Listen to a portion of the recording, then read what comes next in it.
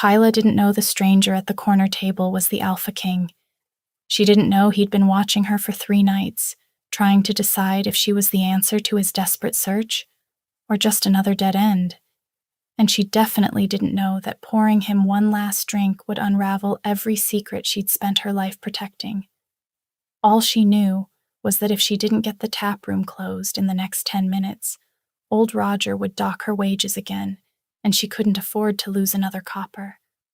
The last customer had stumbled out an hour ago, leaving behind sticky ale rings and the sour smell of too much drink. Kayla worked methodically, wiping down tables with practiced efficiency, her back aching from 12 hours on her feet. The crescent moon wasn't much, a squat timber building wedged between a tannery and a candlemaker's shop, but it was hers in all the ways that mattered. She knew every loose floorboard, every crack in the plaster, every patron's usual order. She was wringing out her rag when she heard it, the soft scrape of wood against stone. Kayla's head snapped up. The corner booth, the one she'd cleaned 20 minutes ago, was occupied. A man sat in the shadows, so still she might have mistaken him for a trick of the lamplight, if not for his eyes. Even from across the room, they caught what little light remained, reflecting it back like an animal's. Her pulse kicked up. The door was locked.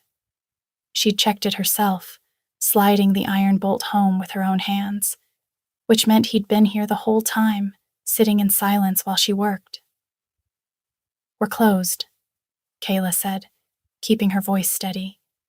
She'd dealt with enough handsy drunks and aggressive strangers to know better than to show fear. "You need to leave." The man didn't move. "One last drink?" His voice was low, rough-edged, the kind that made her think of winter storms and things that prowled in darkness.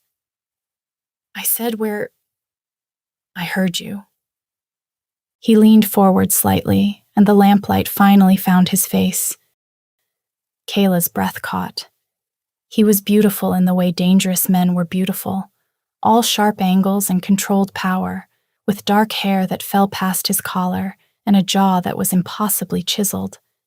But it was his eyes that held her, storm gray, like steel in moonlight, and carrying a weight she couldn't name. Exhaustion, maybe, or desperation wrapped in iron control. "Please," he said, and that single word made her hesitate. There was no threat in it, no demand, just a simple request. Kayla's first instinct was to refuse, call for the night watch, or grab the club Roger kept behind the bar. Instead, she found herself saying, "What are you drinking?" "Whiskey." "Neat." She moved behind the bar, hyper-aware of his gaze tracking her movements. Her hands were steady as she poured. She'd done this thousands of times, but something felt different tonight, like the air before a lightning strike. When she brought the glass to his table, he wrapped his fingers around it without drinking, just held it, studying the amber liquid like it contained answers to life's greatest mysteries. She looked at him more closely, the set of his shoulders, the way shadows fell across his face, and recognition sparked. The past 3 nights, always the same corner booth, never causing trouble, never speaking to anyone, just watching her. "You've been here before," Kayla said slowly. The sudden realization sent a shiver down her spine. "Yes." "Why?" His eyes lifted to hers, and the intensity in them made her want to step back, but she held her ground, meeting his gaze even as her heart hammered against her ribs. "I'm looking for someone," he said finally. "Well, there's no one here but me and you." Something flickered across his face, but it was gone before she could read it. "May I ask you something?" Kayla crossed her arms. "You can ask. Doesn't mean I'll answer." "Before we continue, please take 2 seconds to like this video." The corner of his mouth twitched, almost a smile, but not quite. "Fair enough." He paused, seeming to choose his words carefully. "Do you ever get impressions from things you touch? Images, feelings, Memories that aren't yours? Every instinct Kayla had developed over 26 years of survival screamed at her to lie, to laugh it off as ridiculous, to play the simple barmaid who knew nothing. But something in his expression stopped her. He looked like a man bracing for disappointment but asking anyway. Hope and defeat warred in his gray eyes. "Who's asking?" she said softly, lowering her voice. "Someone who needs help finding his sister." He took a drink, finally, and when he set the glass down, his hand was steady. "Someone who's been searching for 3 years and is running out of time. There are plenty of trackers in the capital, bloodhounds even.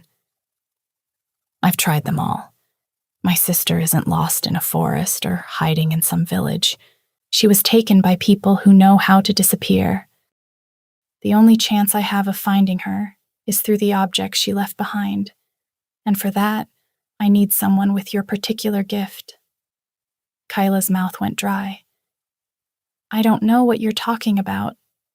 "Yes, you do." He didn't sound accusatory, just certain. "You've been hiding it your whole life, being careful never to let anyone see. Your father taught you well, Kayla." "My father is dead." "I know, I'm sorry." And he sounded like he meant it. "But before he died, he made arrangements, called in favors, left messages with people who traffic in useful information." He paused. "He wanted to make sure that if you ever needed protection, the right people would know where to find you." Kayla's vision blurred. Her father, in those final fever-addled days, had kept asking for parchment and ink. She'd thought he was writing goodbye letters, settling old debts. She'd never imagined. "How do I know you're telling the truth?" Her voice came out rougher than she intended. "How do I know you're not someone who'd hurt you for what you can do?" He leaned back, shadows playing across his features. "You don't. You'll have to decide whether to trust me." "That's not a strong argument." "No," he agreed, "but I'm tired of lies, and I suspect you are too." He reached into his coat and withdrew something small, wrapped in dark cloth. When he set it on the table and pulled the fabric away, Kyla saw a ribbon, pale blue silk, stained dark at one end. Blood. "Her name is Serena," he said quietly. 16 years old. She was taken 3 years ago during a raid on our eastern border. This ribbon was in her hair when they dragged her away. His fingers tightened on the glass. "I need to know where she is, if she's still alive." Kayla stared at the ribbon. Even from across the table, she could feel it calling to her, that strange pull she'd learned to ignore, to suppress, to pretend didn't exist. "And if I help you," she said slowly, "what happens to me? When people find out what I can do?" "They won't. I'll make sure of it." "You can't promise that." "Yes, I can." The absolute certainty in his voice made her look up. "Because if anyone tries to hurt you for helping me, they'll answer to the Alpha King." Her world tilted sideways. Kayla had heard the stories, of course. Everyone had. The young king who'd taken the throne after his parents were killed in the same raid that claimed his sister. The one who'd spent 3 years consolidating power with ruthless efficiency, who negotiated treaties with one hand and executed traitors with the other. They said he was brilliant and brutal in equal measure, that he could smell lies like other men smelled smoke. They also said he had eyes like winter storms. "It's you," she breathed. Dorian inclined his head. "It's me." "Why have you been sitting here for 3 nights? You could have just, I don't know, summoned me, ordered me to the castle." "I could have," he agreed, "but I wanted to see you first, see if the information I'd received was accurate, and I wanted you to have a choice." Kyla laughed, sharp and bitter. "A choice. The Alpha King asks for help, And I'm supposed to believe I can say no? Something shifted in his expression. She'd braced herself for fury at her refusal, but what she saw instead was something far more disarming. Hurt, raw and unguarded, flickering across his face before he shuttered it away behind that iron control. I'm asking, Kayla, not ordering. There's a difference. The vulnerability in his voice, quiet, almost resigned, made her chest ache in a way she hadn't anticipated. Don't be such a softy, Kayla, she told herself. He's dangerous. What exactly are you asking me to do? Come with me. 7 days, no more. I have items from the raid, things Serena touched, things her captors left behind. I need you to read them. Tell me what you see. Help me piece together where they took her. He paused. In exchange, I'll pay. Your debt to Roger, all of it, and I'll give you enough gold to start over wherever you want. Kyla's heart stuttered.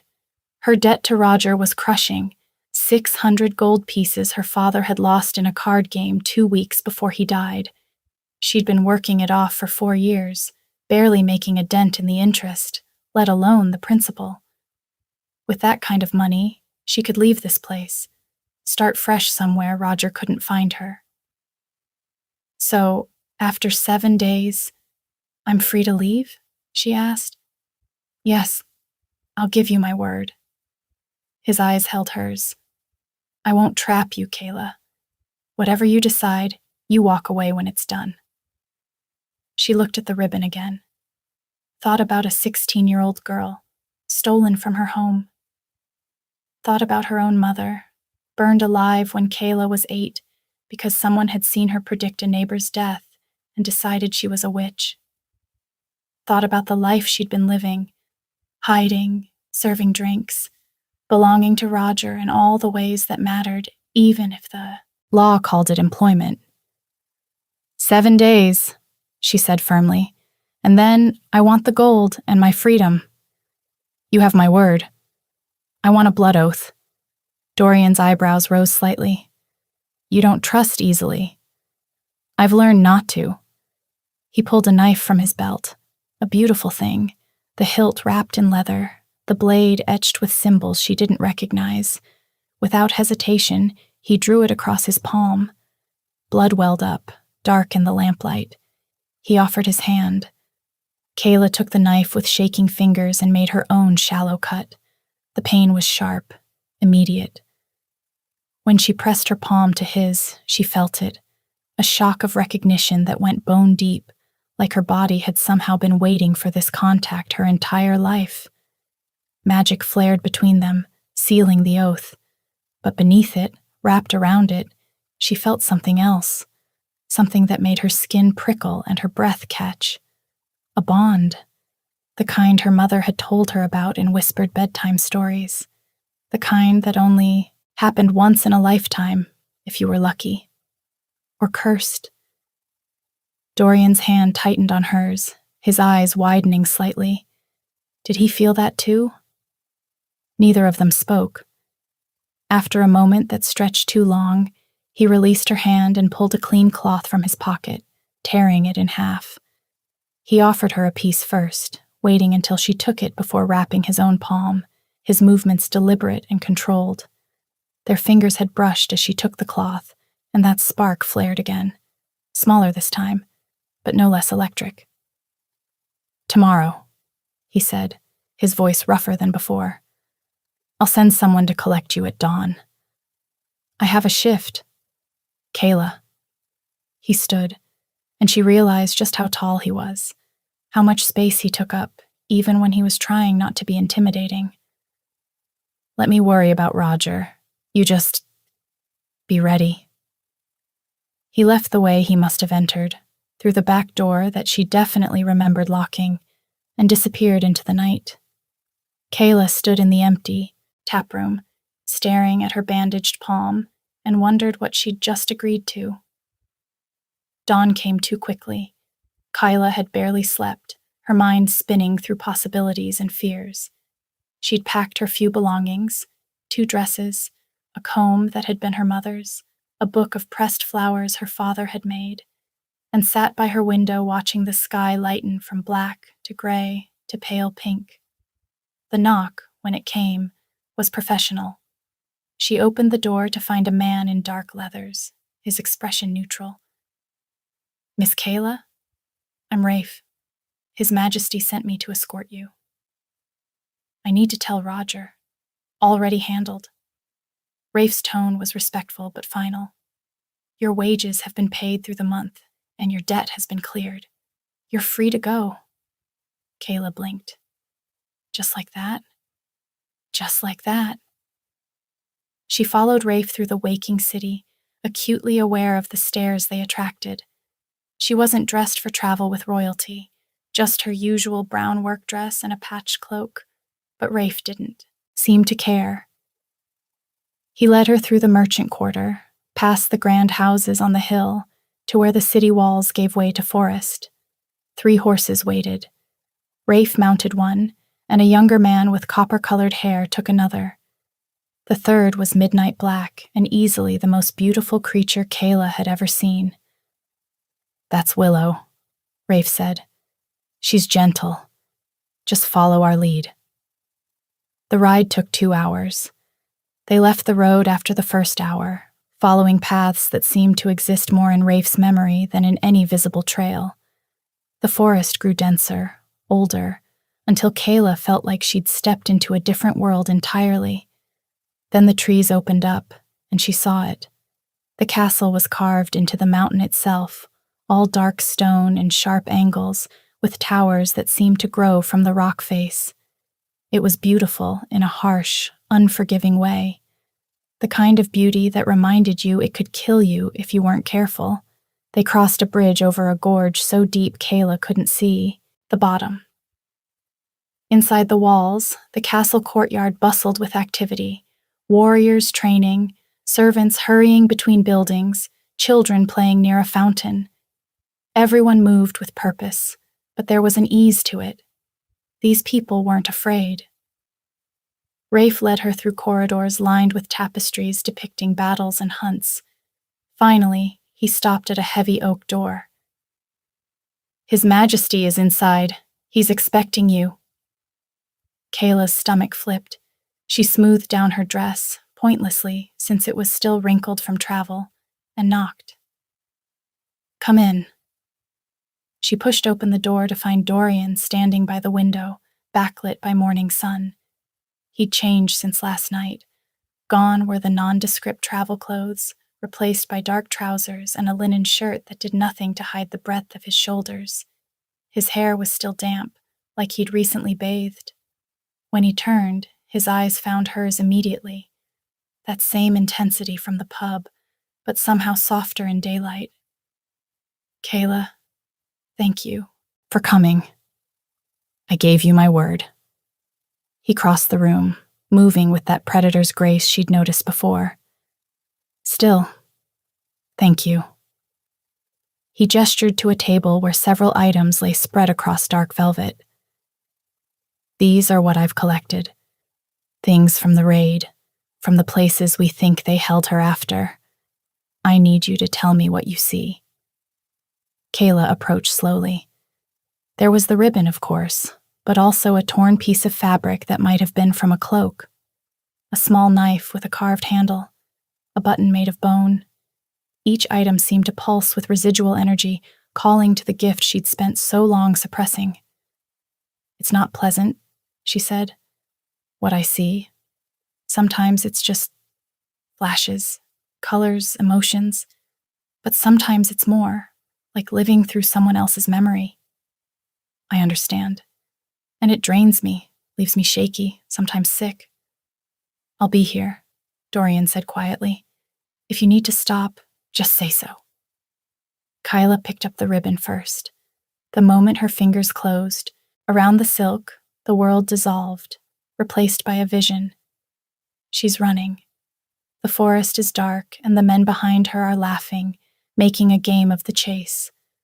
Her hair has come loose from its braid, and the ribbon, her favorite, the one Papa gave her, is slipping. She tries to grab it, but a hand catches her arm, yanks her backward, and she's screaming, but there's no one to hear. Kayla gasped, dropping the ribbon. Dorian caught her elbow, steadying her. What did you see? Forest, at night, men chasing your sister. Kayla's voice shook. She was terrified. Dorian's jaw tightened, but he said nothing. She picked up the knife next. A room, stone walls, no windows. She's cold, so cold, and her wrists hurt from the iron cuffs. Someone's talking in the next room, voices rising, arguing. A man's voice cuts through. The king will pay anything for her. We just need to wait. Another voice, rougher. And if he doesn't? Then we kill her and leave the body where he'll find it. They held her somewhere with stone walls, Kayla said, swaying slightly. Underground, maybe. They were planning to ransom her. But they never did. Dorian's voice was tight with controlled fury. I put out word that I'd pay any price, issued pardons, offered land, money. They never made contact. Something must have changed their plan, she whispered. She reached for the fabric next.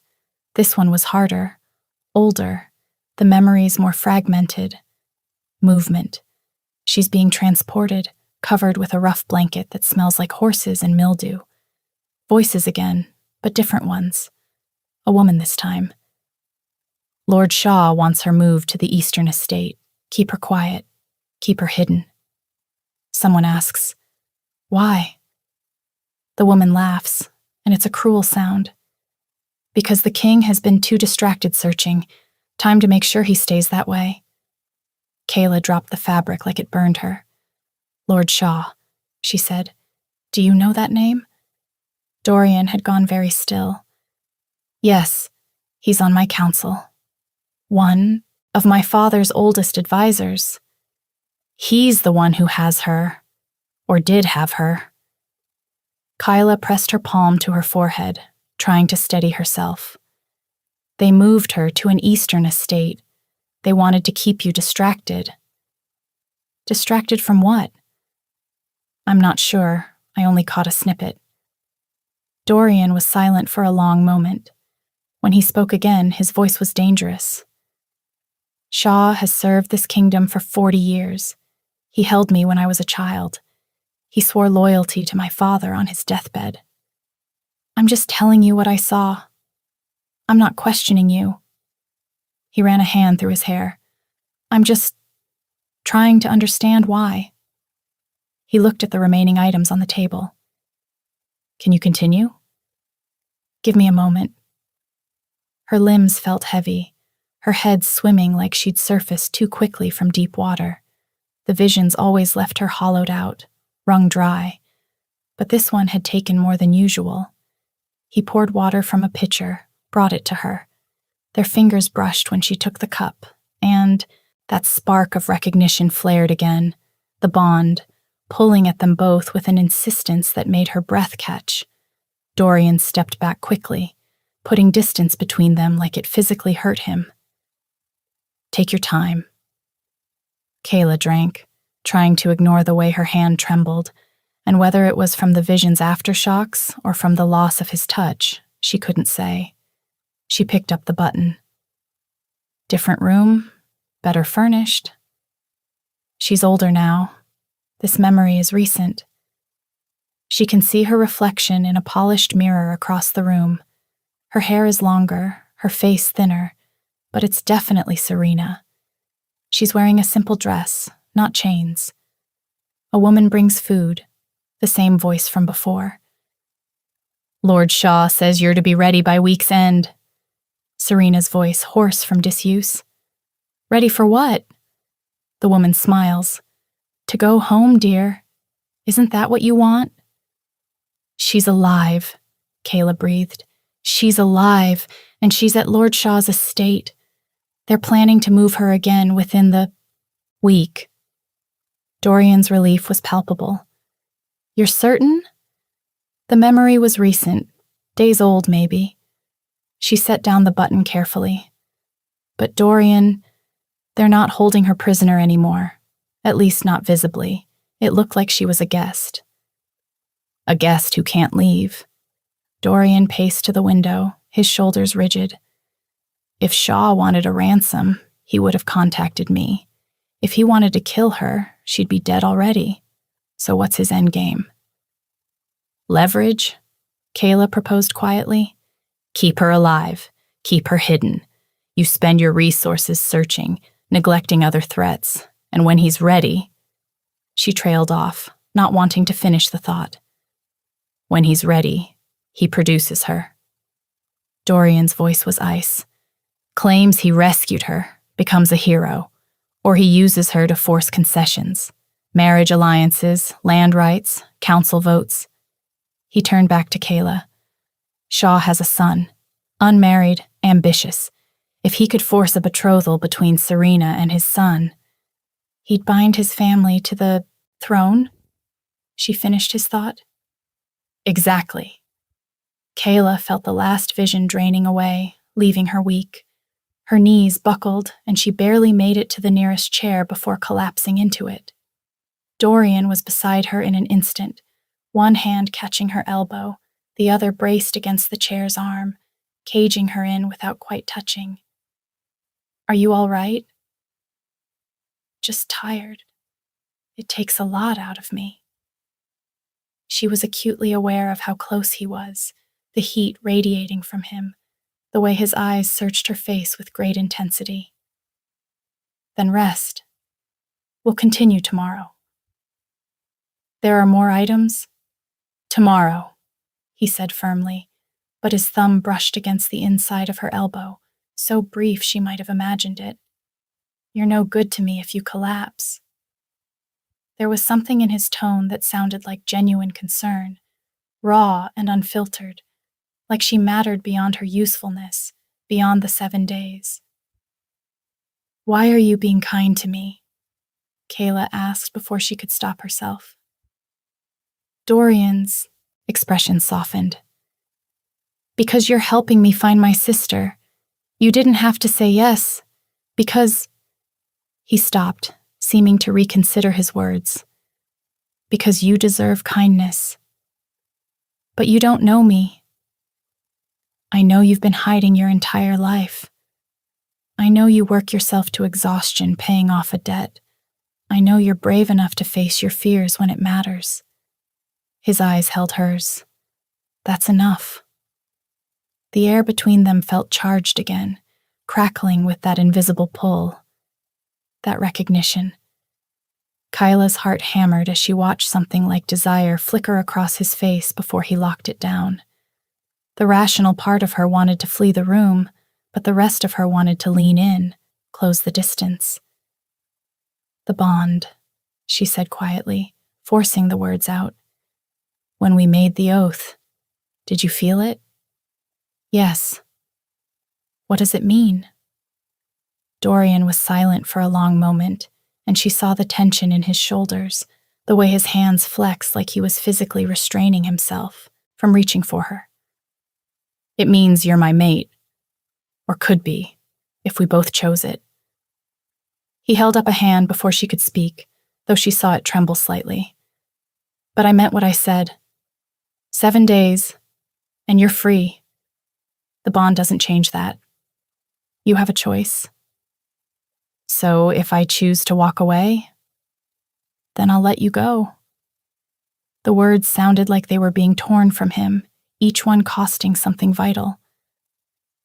It'll hurt like hell, but I'll survive it. I won't trap you, Kayla. Not with duty, not with magic, not with anything. She believed him. That was the terrifying part, that despite every lesson she'd learned about powerful men and their pretty words, she believed Dorian would keep his promise. The certainty of it terrified her. The castle, Kayla discovered, was full of contradictions. From the outside, it looked like a fortress, all harsh stone and defensive positions. But inside, there was warmth. Tapestries softened the walls, fires burned in every hearth, and the people moved with an easy familiarity that spoke of family rather than subjects. A woman named Vera showed her to her room, a space larger than her entire living quarters above the pub, with a bed piled high with furs and a window overlooking the mountains. "His Majesty said you're to have anything you need," Vera said, her weathered face kind. "There's a bath being drawn, and I'll bring up food shortly. You just ring if you need anything else." After Vera left, Kayla sank into the copper tub and let the hot water ease the tension from her muscles. The visions always left her feeling scraped raw, like she'd lived through someone else's trauma and couldn't quite find her way back to herself. She thought about Serena, 16 years old, the same age Kayla had been when her mother died, old enough to understand fear, too young to have defenses against it.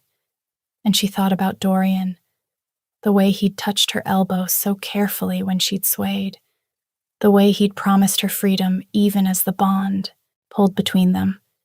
She'd spent most of her adult life learning to distrust powerful men.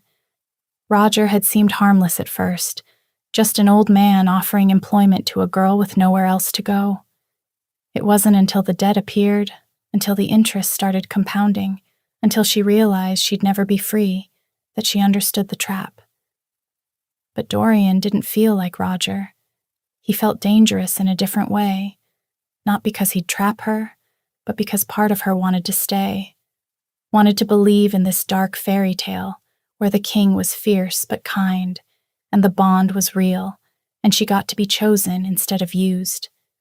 It felt too much like the stories her mother used to tell, the ones that always ended with, "and they lived happily ever after," words that had no place in Kayla's real, complicated life. That night, she ate in her room, roasted meat and vegetables, bread still warm from the ovens, wine that tasted like summer. Then she slept hard and dreamless, her body finally allowing itself to rest. The next 3 days fell into a rhythm. Mornings, she worked with the objects. Each vision revealed more pieces of the puzzle, glimpses of Shaw's estate, snippets of conversation, the layout of where Serena was kept. Dorian was always there, catching her when she stumbled, bringing her water, giving her time to recover between readings. He never pushed, never demanded more than she could give. Afternoons, she explored the castle, the library, where ancient texts lined floor-to-ceiling shelves, the gardens, where things grew despite the mountain cold, the training yards, where she watched warriors spar with a grace that seemed almost like dancing. And throughout it all, she felt Dorian's presence, not hovering, but aware, like part of him was always tracking where she was, making sure she was safe.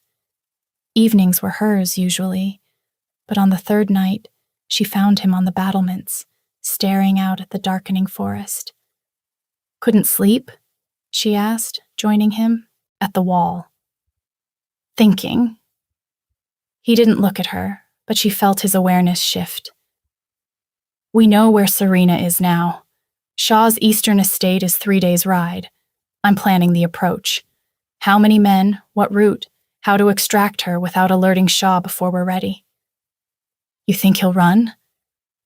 "I think he'll kill her before he lets me take her." Dorian's hands clenched on the stone.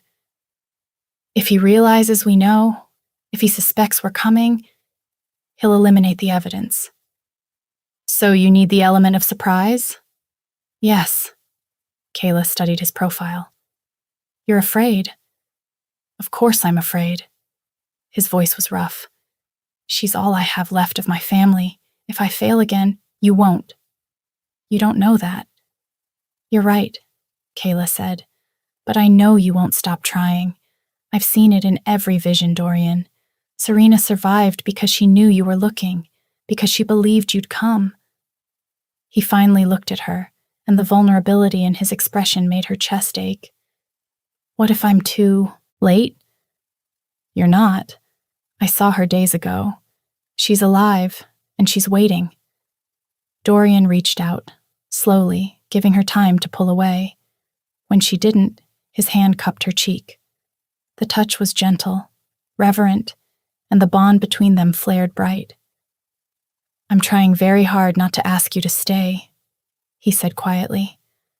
After the 7 days, I'm trying to respect your choice, to give you the freedom I promised. But Kayla, his thumb brushed her cheekbone. I've never felt anything like this. Never wanted anything the way I want you. Not for what you can do, but for who you are. Her heart skipped. I'm a barmaid with a dangerous gift. We don't fit. You're everything. The words were fierce, almost angry in their intensity. You're brave and strong, and you don't back down even when you're terrified. You could have refused to help, could have run the moment you learned what I was. But you stayed. You faced the visions even though they hurt you. He stopped, seeming to struggle for words. You're the person I didn't know I was looking for. And we fit, he continued, his voice dropping to something rawer. Maybe not in the way the court expects, or the way it looks on paper. But here, he pressed his hand over his heart. Here, we fit perfectly, Kayla. I've never been more certain of anything in my life. The conviction in his voice made her chest ache, made her want to believe him so badly it hurt. Dorian, I know. 7 days, and you're free. I'm not taking back my promise. His hand dropped from her face. I just needed you to know. Whatever you decide, I need you to know that this is real for me. She wanted to step back, protect herself the way she'd learned to do over the years, but the moonlight caught the silver in his eyes, made them luminous and vulnerable in a way that stole her breath. His hair was tousled from running his hands through it, falling across his forehead, and his mouth. She'd been trying not to stare at his mouth for days. Now, the way it softened when he looked at her, the way it had formed her name like something precious. He was beautiful, devastating, and looking at her like she held his entire world in her hands. So instead of stepping back, she rose on her toes and kissed him. Dorian went rigid with surprise. Then his arms came around her, pulling her close, and he kissed her back like he'd been holding his breath for days, and she was his first gasp of air. Gentle but urgent, his lips soft against hers, his hands trembling slightly where they pressed against her back, like he couldn't quite believe she was real. When they finally broke apart, both breathing hard, Kayla pressed her forehead to his chest. I'm terrified, she whispered. I don't know if I can be what you need. You don't have to be anything but yourself. His voice was rough. That's all I want. What if myself isn't enough? Dorian pulled back just enough to tilt her chin up. You will always be more than enough. You're everything. She wanted to believe him, but the fear was still there, that she'd wake up one day and he'd realize she was just a barmaid who could touch things and see their past, that the bond had tricked them both into feeling more than was really there. Ask me again, she said. After we find Serena, after the 7 days, ask me to stay and I'll think about it. A ray of hope flickered across his face. I can work with that. She smiled despite herself. Don't get too confident. Wouldn't dream of it. He kissed her forehead, soft and sweet. Come on, it's cold out here. He walked her back to her room, his hand warm in hers, their fingers intertwined like they'd been doing this for years. At her door, he turned her to face him, backing her gently against the wood. He kissed her once more, slow and deep, his body a line of heat against hers, his hand cradling her jaw like she was something infinitely precious. When he pulled away, they were both breathing hard. Good night, Kayla, he said, his voice rough with restraint. Then he left quickly, before she could find the courage to invite him in. Kayla leaned against the closed door, her heart racing, her lips still tingling, wondering what the hell she was doing, and why she already missed him. On the 5th day, everything went wrong. Kyla was reading the last object, a piece of parchment with Shaw's seal, when the vision hit her harder than any before. Shaw's study. Dark wood, heavy curtains, the smell of old books and older secrets. Shaw himself, gray-haired and distinguished, speaking to a man in travel-stained clothes. The king grows suspicious.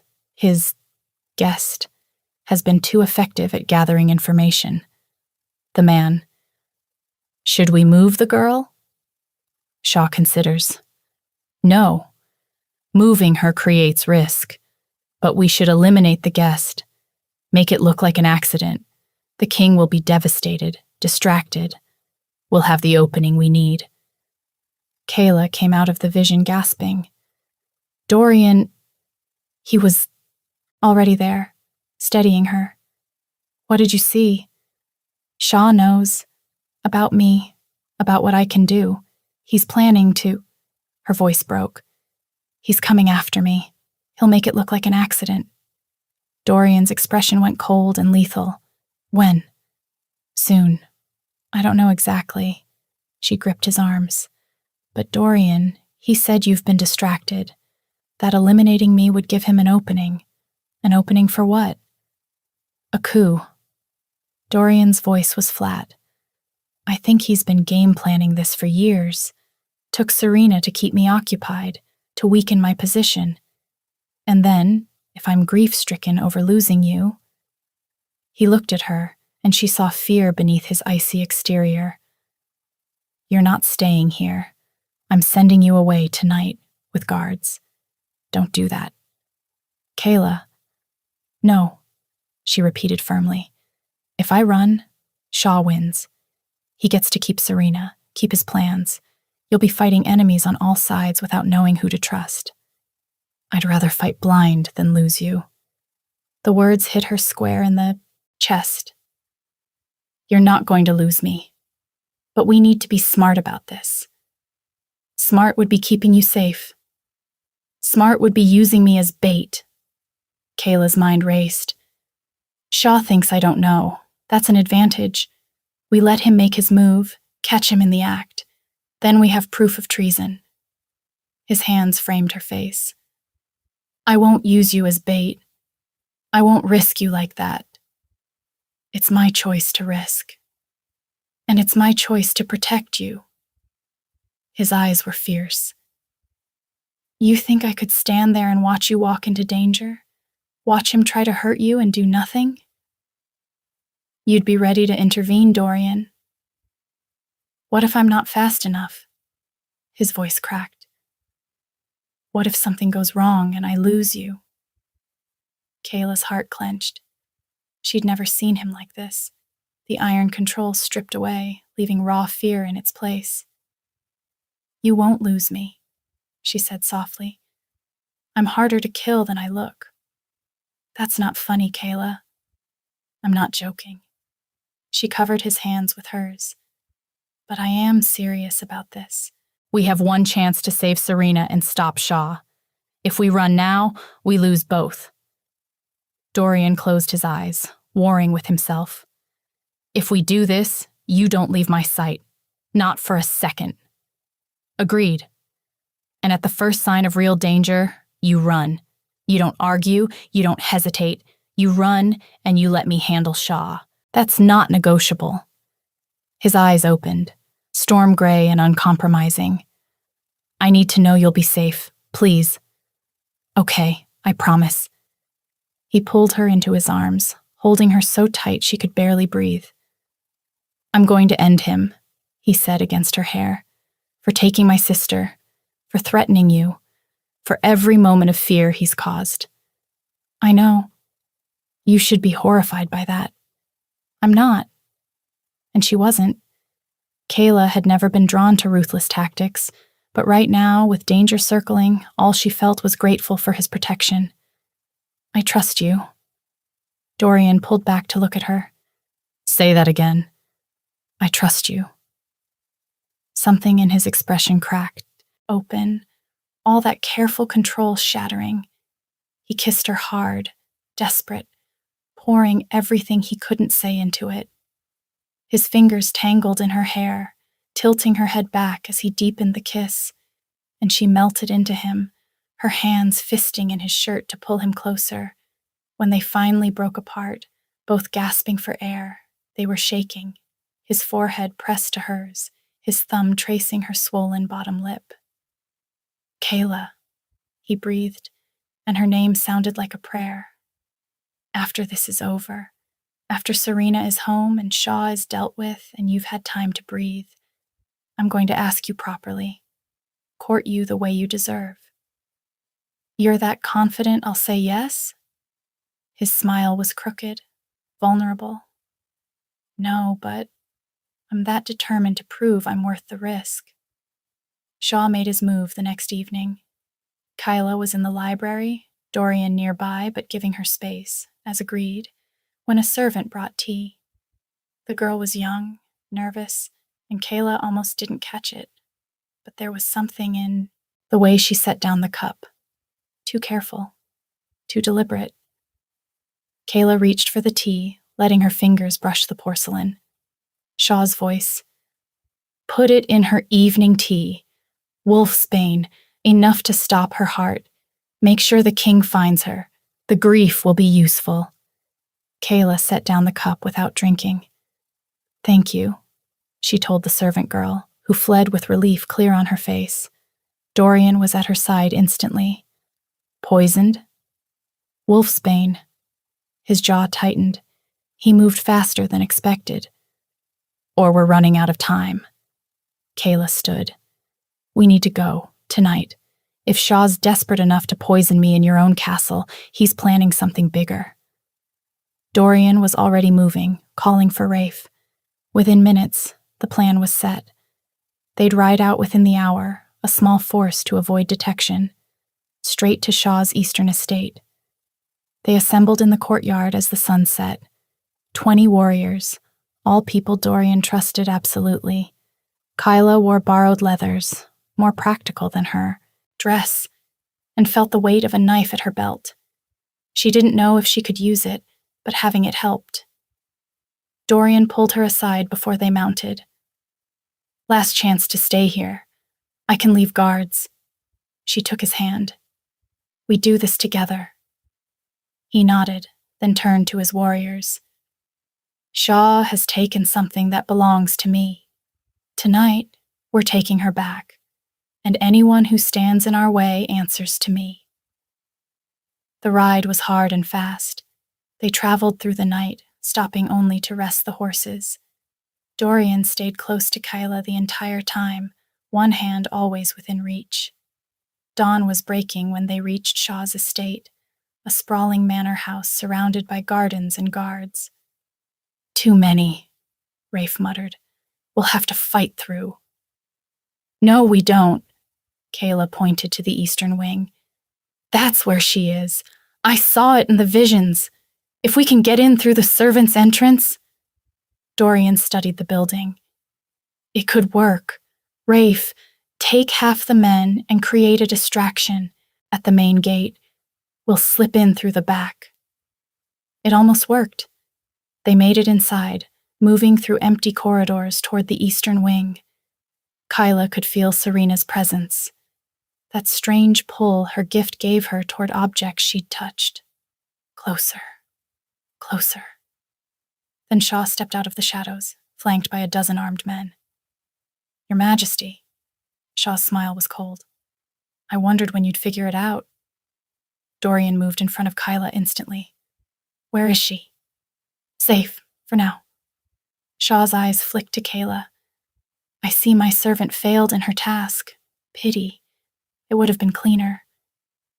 "You're a traitor," Dorian said. "You swore loyalty to my father." "I served your father for 40 years, watching him make mistake after mistake, and then he died, leaving a boy to rule a kingdom." Shaw's expression hardened. "I've spent 3 years cleaning up your messes, watching you chase ghosts instead of governing. It's time for real leadership. By kidnapping a child? By ensuring you remained busy. But you've always been cleverer than I gave you credit for. Found yourself a bloodhound with a gift. Shaw drew his sword. No matter. I'll kill you both. Produce Serena as the grieving sister who escaped her captors, and rule as regent until she comes of age. The council will support me. I've made sure of it. Get ready to die first, Dorian said quietly. Shaw laughed. You're outnumbered, Dorian, surrounded. Your little rescue mission ends here. Then Serena's voice cut through the tension. No, it doesn't. She stepped out from behind Shaw's men, thin, pale, but with fire in her eyes, and she was holding a knife to the throat of one of Shaw's guards. Serena, Dorian breathed. Hi, brother. Her smile was fierce. Sorry I'm late. Had to wait for the right moment. She pressed the knife harder. Everyone drops their weapons, or I open his throat. Shaw's face went purple. You little... I learned from the best, Serena said. You kept me alive to use as leverage. The guard in her grip whimpered. Shaw looked torn between rage and calculation. That's when Rafe and the other warriors burst through the door behind Shaw's men. Suddenly, the numbers drew even. Shaw realized he was beaten, so he lunged for Serena, a desperate final play. Dorian moved faster than Kayla had ever seen anyone move, intercepting Shaw with brutal efficiency. His fist connected with Shaw's jaw, dropping the older man to the floor. You took my sister, Dorian said, his voice cold as winter. You threatened my mate. You betrayed everything my father believed in. He looked down at Shaw with contempt. You'll stand trial. And if the council finds you guilty, and they will, you'll hang. Shaw spat blood. You can't prove anything.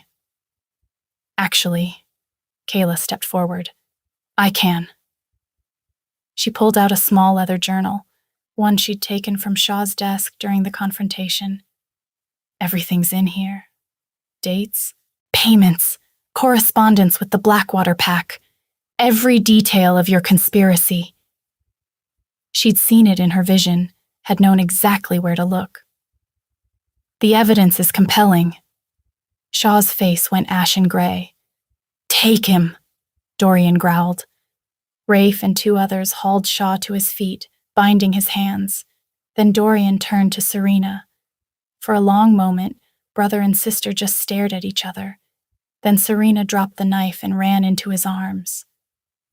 I knew you'd come, she sobbed into his chest. I knew you'd find me. Dorian held her like she might disappear, his own tears falling freely. I'm sorry. I'm so sorry it took so long. You're here now. Serena pulled back, wiping her eyes. That's what matters. She looked at Kayla, curiosity clear on her face. And you are? Kayla, I helped find you. She did more than help, Dorian said quietly. She saved you. Saved both of us. Serena studied Kayla for a long moment. Then she smiled, genuine, warm. Thank you. I owe you everything. Kayla's throat tightened. I'm just glad you're safe, Serena. The ride back to the castle took 3 days. Serena was weak from her ordeal, and Dorian refused to push her.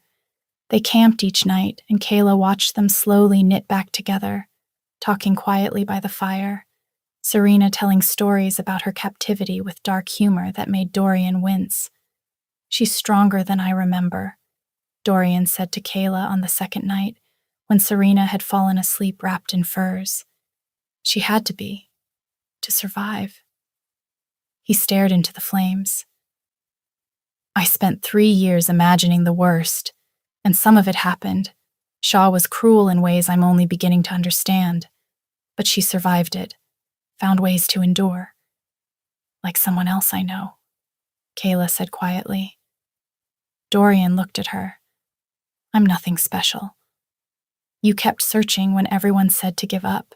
You never stopped believing she was alive. She's here because of you, Dorian. He took her hand, threading their fingers together. It's been 7 days. Kayla's heart skipped. I know. The oath is fulfilled. You're free to go if you want. He said it steadily, but she felt his tension. I'll give you the gold, help you start over wherever you choose. No strings attached. What if I don't want to go? His breath caught. Then I would very much like you to stay. Kayla thought about the past week, the visions that had drained her, but also the moments in between.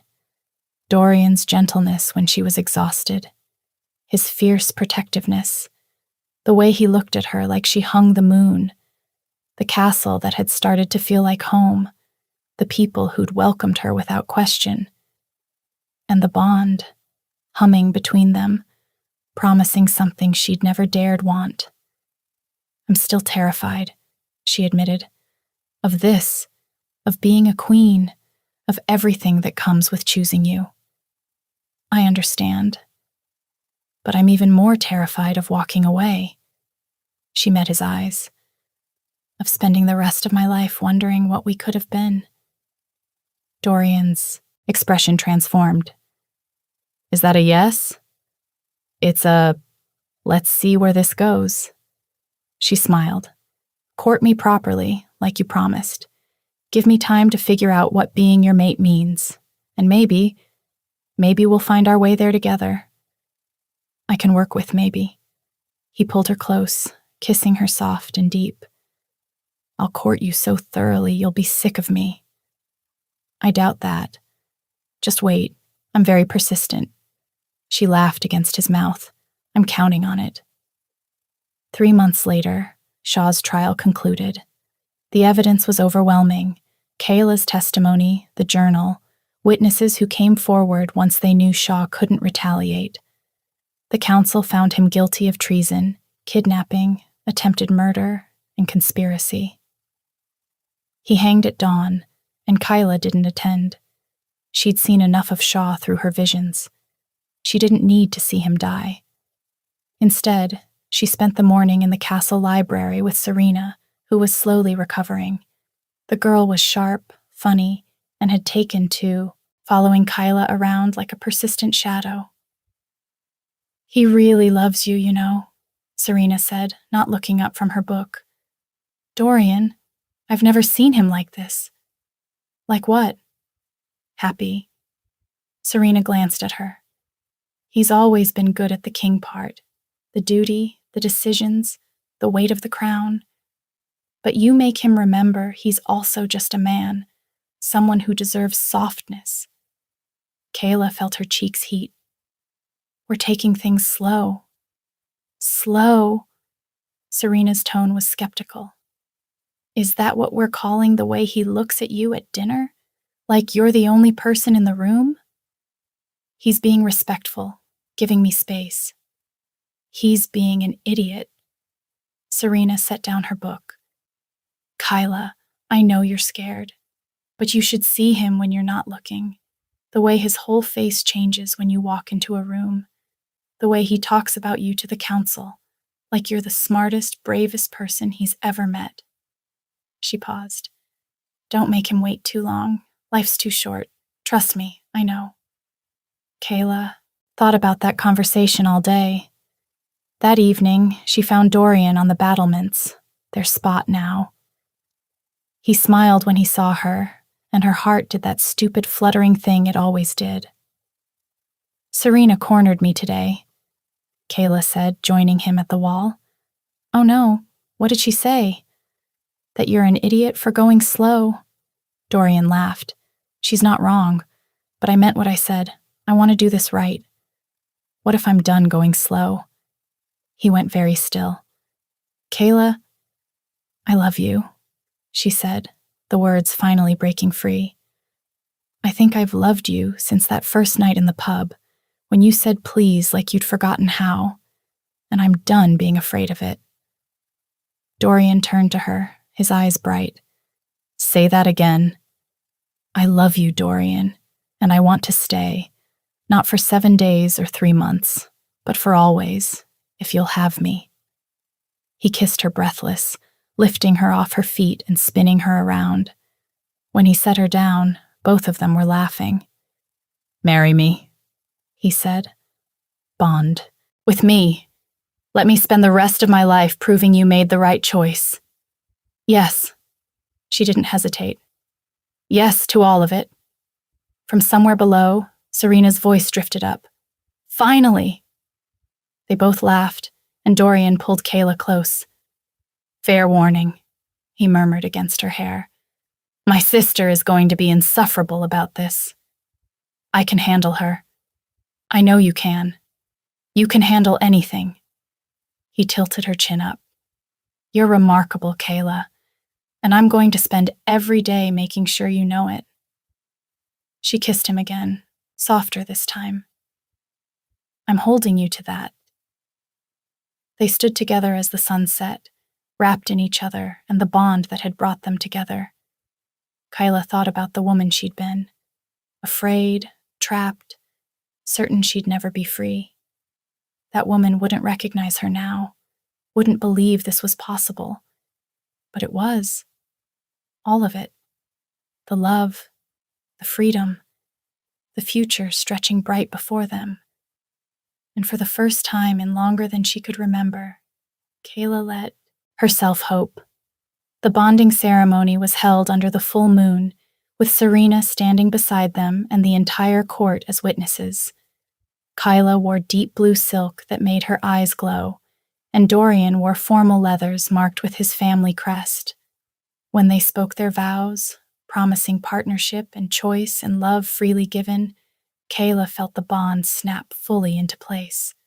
Not a chain, but a bridge. Connecting them, yes, but leaving room for each to be whole on their own. Dorian kissed her with such tenderness that she felt tears streak down her cheeks. I choose you, he whispered against her lips. I choose you back, she said. Every day, for the rest of our lives. The celebration lasted until dawn. There was music and dancing and toasts that grew increasingly ridiculous as the wine flowed. Serena pulled Kyla onto the dance floor, spinning her around while Dorian watched with a smile that made Kyla's heart full to bursting.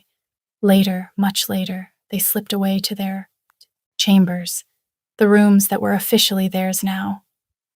Dorian loved her slowly, reverently, making good on every promise he'd ever made. And Kayla loved him back with everything she had, finally believing she deserved this.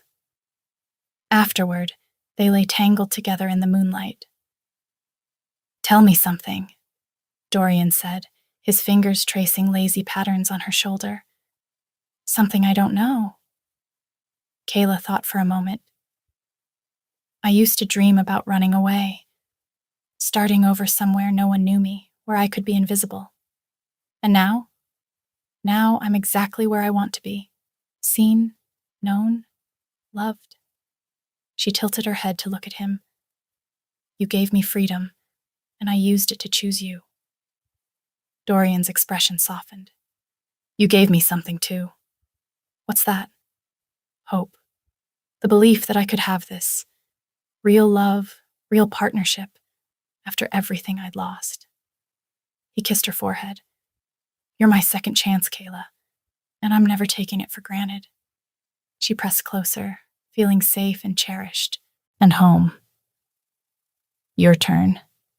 Tell me something I don't know.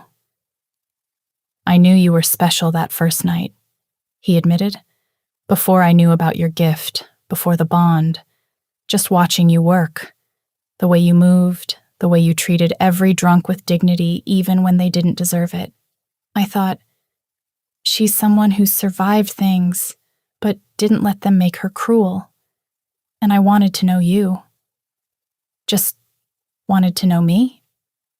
Well, he conceded with a smile. Wanting to know you quickly became wanting you, but I tried to be cool about it. She laughed. You failed spectacularly. I really did. They fell into comfortable silence. Outside, the celebration continued, muted by distance but still audible. The pack was happy for them.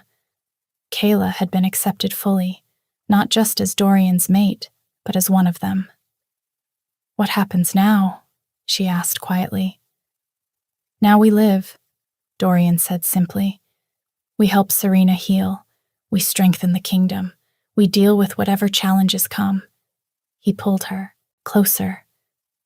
And we love each other through all of it. Is it that simple? I hope so. Kayla closed her eyes, listening to his heartbeat steady beneath her ear. She thought about the journey that had brought her here, the fear, the visions, the choices that had seemed impossible. And she thought about Roger's pub, where this had all started, the corner booth where a stranger had asked for one last drink and changed her life forever. Thank you, she whispered, for asking. That night in the pub, for giving me a choice when you could have just taken what you needed. Dorian's arms tightened around her. Thank you for taking a chance on me. Best decision I ever made. Second best, he corrected. The first was kissing me on the battlements. She swatted his chest lightly, and his laugh rumbled through both of them. They fell asleep like that, wrapped around each other, the bond humming between them, and the future spread out before them like a gift. Kayla had closed the pub that night expecting nothing more than another shift ending. Instead, she'd found a king who saw her worth, a sister who became family, and a love that finally felt like home. She'd poured him one last drink, and he'd given her the world. Fair trade, she thought as sleep claimed her. Where are you listening from? Let's meet in the comments. I love hearing your thoughts, and if you'd like to support me, please subscribe. It's free, and it helps more people hear these stories.